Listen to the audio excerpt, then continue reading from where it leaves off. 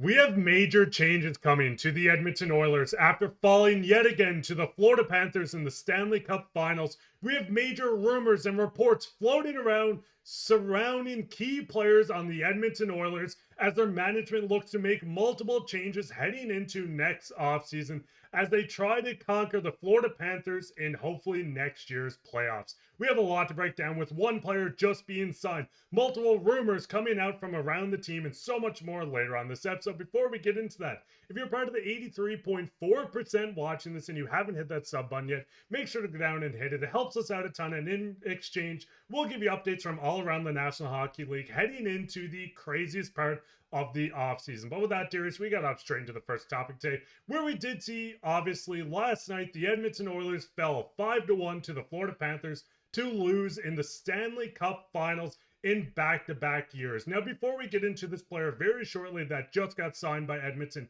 and so much more, what is your thoughts on the Edmonton Oilers failing to win the Cup in the last two seasons?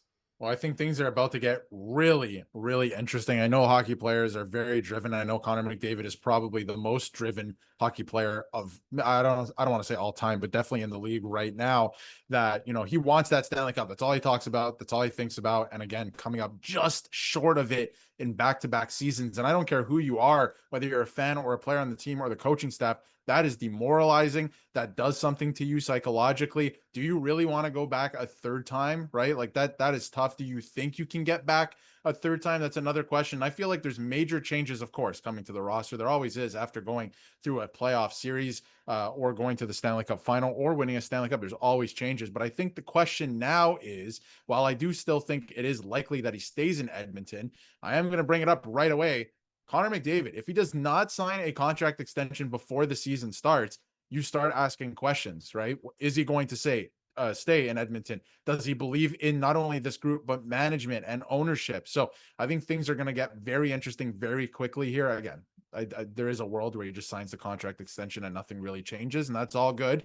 And, we'll, be a lot of Edmonton Oilers fans will be very confident in that. But again, I'm not so sure right now because yes, they won 3 series in pretty convincing fashion, but I think like a lot of their flaws were exposed in this series because they're still a very good team, but the Florida Panthers, of course, are the team to beat across the NHL. But how do you as an organization not see last year and go out and get a bona fide number one starting goaltender?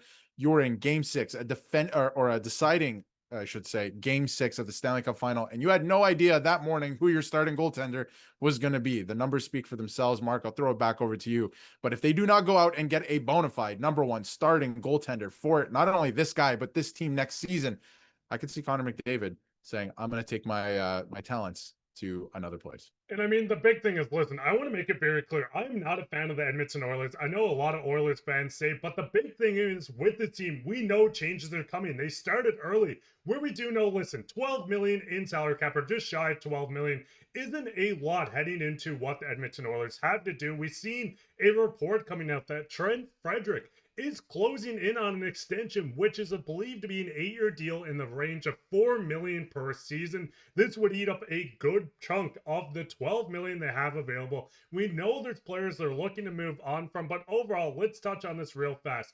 Looking at Trent Frederic, yes, he had some great seasons. We've seen him almost score 20 goals in back-to-back seasons with the Boston Bruins. He's a hard forechecker. He throws hits, not the best on the faceoffs, but in my opinion, Darius, this is an overpayment. Yes, Trent Frederic's going to be a good player that can help on this team. Yes, you get a guy that has experience and has got close to 20 goals. But my biggest gripe with this is you're getting an 8-year deal on a player. And in my opinion, this feels like a really long term, and the cap hit doesn't feel low enough to kind of stack up against that long term. Well, that's where I was going with this. 8 years. Usually you would give a player 8 years or more term right now. We're seeing it across the league with deferred money and all of that to get the AAV down. But the fact that you're still paying him $4 million is, I think, a little puzzling to me. And, as the contract goes on, especially with the 8 years, it looks a lot better. It really does, because obviously the salary cap's going to go up and it's going to be the equivalent of him making maybe $2 million in a couple of years already. So that could make some sense. But 8 years, really? And you're still signing him for $4 million? Yes, this is a guy, like you said, has chipped in for goals in the past. He can be a good depth scorer. But this, I don't know. I think this is interesting from the outside looking in, at least. Or, Oilers fans, we want to hear what you have to say in the comments about this potential signing at this point at the time of this recording, but it looks like it's going to get done. Obviously, I think you want to retain this player, but again, that contract's a little puzzling to me because of how much cap space you have left and the fact that McDavid needs that extension heading into next year, and you need to go out and get a goalie. You do. And I feel like maybe another defenseman, although the defense core was pretty good until the Stanley Cup final. And credit where credit's due. Listen, we're saying a lot about the Oilers in this video. The Florida Panthers, the way they structure their team, their culture, all of that, they're a tough team to beat, right? And I think the Oilers put up a pretty good fight. And I don't know who would have beaten the Florida Panthers this year. Nobody did, right? So, you do have to take that into account as well. But again, on the side of the Oilers, it's a little bit of a puzzling move to me.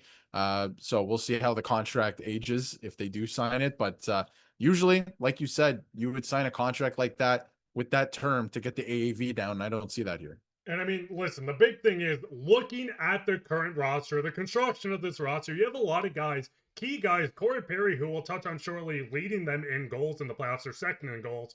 The big thing with this team is they didn't get it done. It's been back-to-back years. Yes, you made it to the Stanley Cup finals, but at the end of the day, in my opinion, you're looking at a team, no matter if you lose in the first round, lose in the Stanley Cup finals, you don't achieve your goal. I know a lot of these guys did have good playoffs. We've seen a couple guys really step up, but overall, we've seen Connor McDavid and Leon Draisaitl kind of shy away in these finals.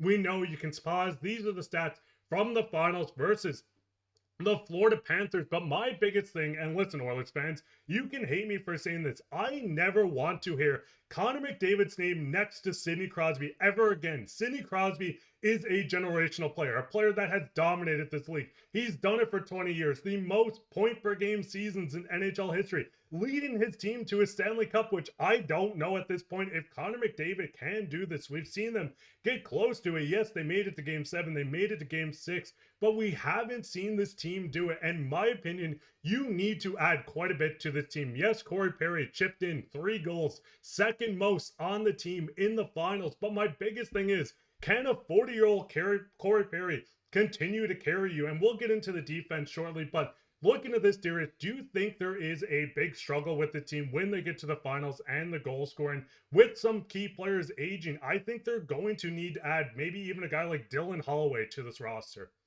Well, that shot as well, yeah, for sure. I mean, they could use a player like that and Broberg moving forward, of course, but that's gone at this point. They dealt with that last year and obviously added some good pieces still, I think, to this roster and this lineup. And, they were playing with a lot of length, a lot of depth through these playoffs. I mean, they were steamrolling teams through the Western Conference. We saw that. But then when it came to the Stanley Cup final and facing the same team you did last year, while yes, they added some pieces and looked a little bit different as well, a lot of that depth scoring went away. A lot of people are, talking about Draisaitl and McDavid today after the cup was awarded. They still put up quite a few points in this finals, and you can't rely on them every single game. It's just not the way that this sport works. You need your depth to come up big, and the Florida Panthers depth did. Every single game it was somebody else. One game was Brad Marchand. He was great in this finals, of course, but one game is Brad Marchand. Last night it was Sam Reinhart's night, right? It really fluctuates, and for the Edmonton Oilers and a lot of games in this finals, there was no depth scoring. There absolutely was none of it. So they have to look at that. That's for sure.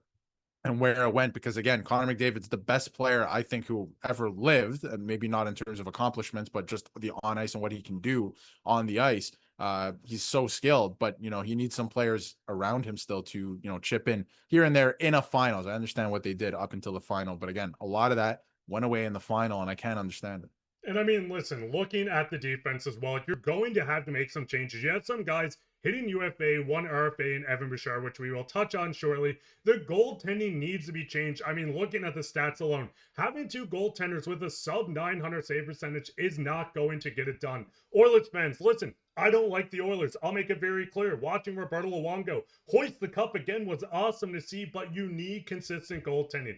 Having that 1A goaltender, like we've seen with Sergei Bobrovsky this season, is a deal changer. Do I think this team can't win a Stanley Cup? No. But they do need to make changes with it. Stuart Skinner or Calvin Pickard, one of these guys have to be moved on. You're going to have to go out and pick up some guys. Maybe go pick up a guy like Matt Murray from the Toronto Maple Leafs, because they do like to get their former players from there. But right now, this team desperately needs to go out and get a goaltender. This is a UFA goaltender. Maybe make an offer sheet, maybe make a trade. But looking at the list here, is there anyone on this list that you really look at and say, hey, this is a goaltender that could fix the Edmonton Oilers?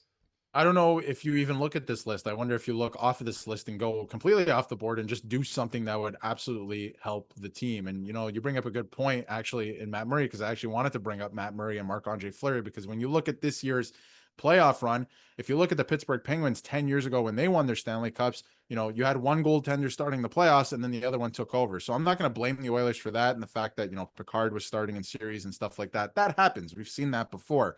But the fact that you wake up on the morning of Game 6 of a Stanley Cup final, you don't know who your goaltender is, that's a bit ridiculous to me. And, when you look at a guy like Matt Murray, you weren't just putting him in and then he ended up winning the Stanley Cup. He was rock solid. He was fantastic when he was put in relief of Marc-Andre Fleury. So, and obviously, the injury and whatnot. So, he was great. And I can't say the same for both of these goaltenders. And especially in the Stanley Cup final, Picard did get that win, or Pickard, I should say, did get that win. But at times it looked like he was swimming in the net as well. There wasn't that much confidence, right? And that's what you need. Your goaltending, it flows through the rest of the team. How calm it is, how much poise you're playing with. As a team, it flows through your goaltender. So they have to go out. To me, you have to go out and get a new goaltender, get a number one, a bona fide starter in this league. You just have to do it. That is your number one priority. And it should have been your priority 365 days ago.